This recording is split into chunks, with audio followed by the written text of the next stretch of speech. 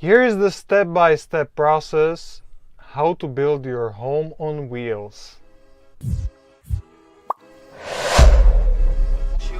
Once you make the purchase, plan it out.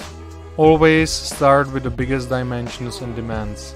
My demand was storing e-bikes without taking them apart. This dictates the entire layout. Bed would be pretty high, so I need to figure out e-bike's position so it can be as low as possible. Because we planned to live inside full time, we needed enough space in the main living area to move around each other without getting crazy. In the following step, you should strip the van off. Take everything out that doesn't have to be in there. In our case, it was everything: the divider, seats, all panels and covers. Do all the mechanical fixing at the very beginning. This is important before you process any further. You want to have fully functional and trustworthy vehicle, so make sure it is. For some people it might be just oil change, for somebody else timing belt, tires. This is just too individual. After the car is sound and safe, make sure you can use it. For this you should have a seat in there. Swivel mechanisms are essential for us. The mechanism is pretty expensive and I was not willing to pay over $300 for each of them. I found some cars that have swivels by default and found those second-hand seats online. The only thing to make were bases for those seats to be fitted. Fun project to do and opportunity to practice welding for me.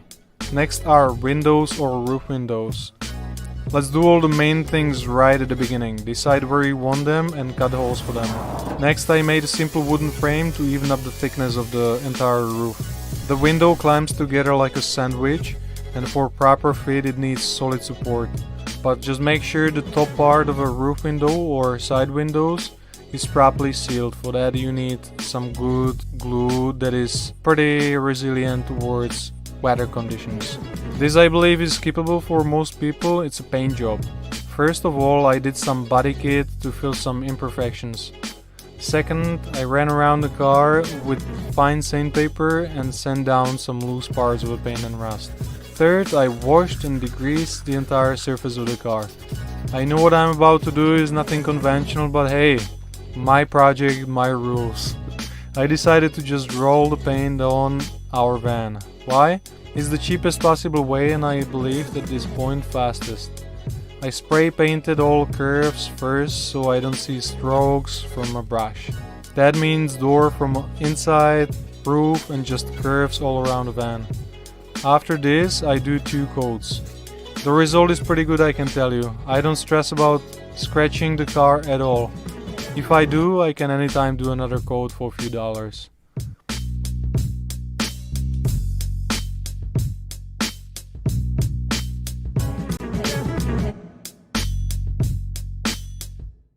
There is plenty of pre-made campervan water tanks that you should use. I personally would never do water tank inside of a car if there is an option to have them underneath.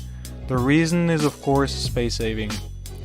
I'm on a tight budget, so I'm building my own tanks out of barrels. It's more work, but I like these kind of projects. I'm connecting 4 25-liter barrels together to create 100-liter freshwater tank.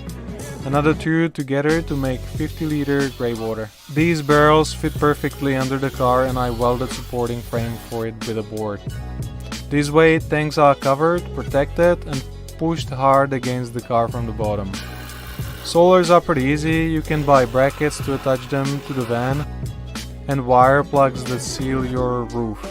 I don't buy them, instead I just got a L-shaped aluminum, drilled holes to them, glued and screwed with self-tapping screws. For wires I just drilled holes and then sealed them with the same Sikaflex glue. Easy and cheap solution that does the job.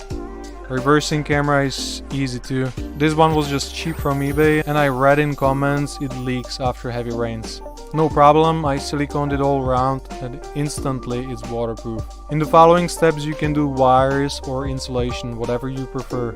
I decided to do wires. You should have all the wires in protective hoses so you don't cut through them somewhere by accident. I learned this later, so please avoid it. Plan it like I did with a marker, that's a good way. This made it easier to work with. Plan your lights and switches, reversing camera, inverter, water pump, fan and everything else you are adding. I also added extension cable drum from the bottom of our van because it's very convenient to just pull the cable out. Make sure you have plenty of USBs everywhere. Cool extra trick for urban camping, I also made car charging reduction for charging stations. This way I can plug the entire car and use the power inside, charge e-bikes, etc. Cool thing to have is also a car charger, so whenever you are plugged in, it charges your deep cycle batteries too. Next is the insulation. There is many ways how to insulate camper van.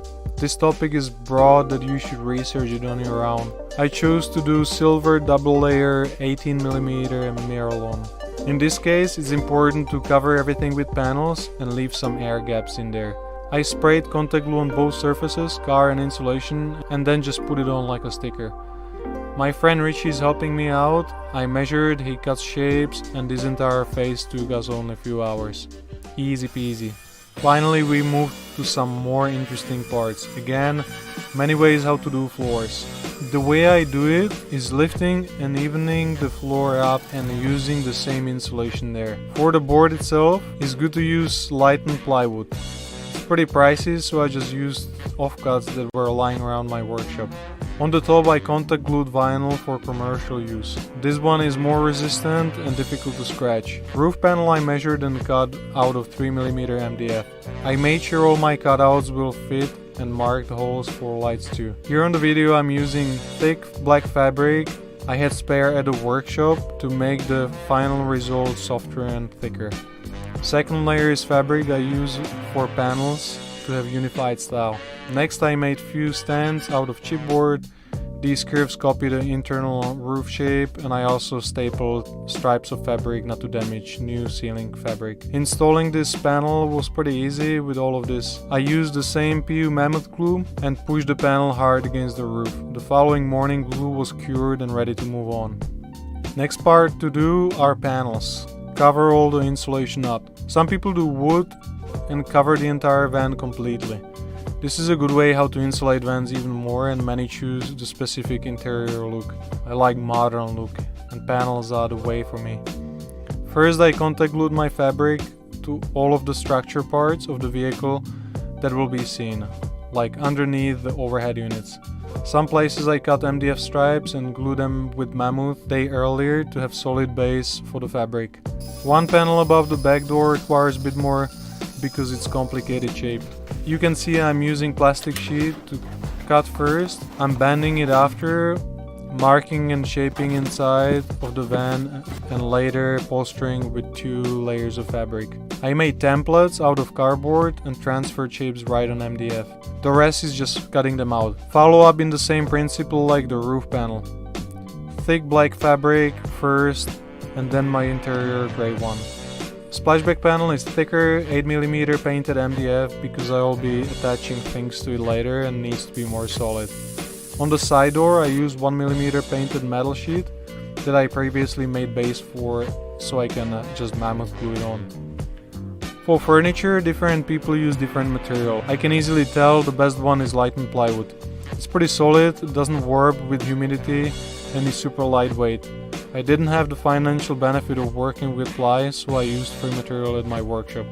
It is 18mm chipboard, commonly used for furniture in Europe.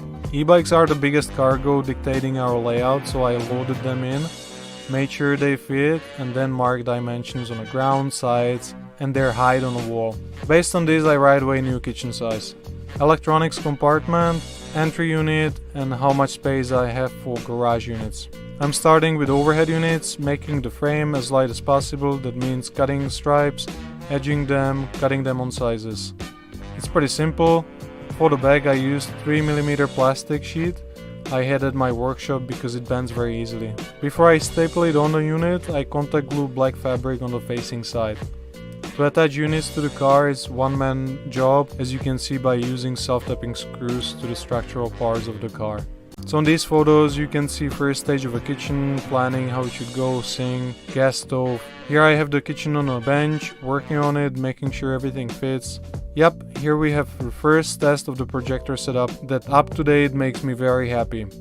It was one of my friend's idea and I absolutely loved it.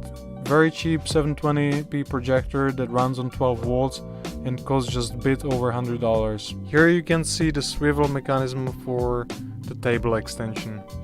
Here we have the main layout, main living area. This is the first stage. Here is the groove for the screen projector, and here we have the projector screen fitted. This is the garage unit that helps with organization. There is also a safe. After you install all the cabinetry, it's time to plug things together. Wire LEDs, switches, water pump, wire the battery, fuses, reversing camera, fridge, and so on. This is a very satisfying phase because you see the final product. It feels great. In our case, we are finishing the bed at this point because we don't need easy access to the back anymore. It means welding the frame and installing lifting support, making it ready for linear actuators that will be lifting the bed up.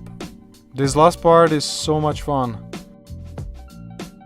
It's adding things and features to your fully functional portable living space on a go. As you use the van, you realize more behavior patterns, and with a pinch of critical thinking, you realize how to make it better. We added so much from the day one, like chopping board, spice rack, paper towel holder, laptop holder, extra USBs, temperature station, mirror, code hooks. It's so much fun to make it more livable, enjoyable, and more personalized space.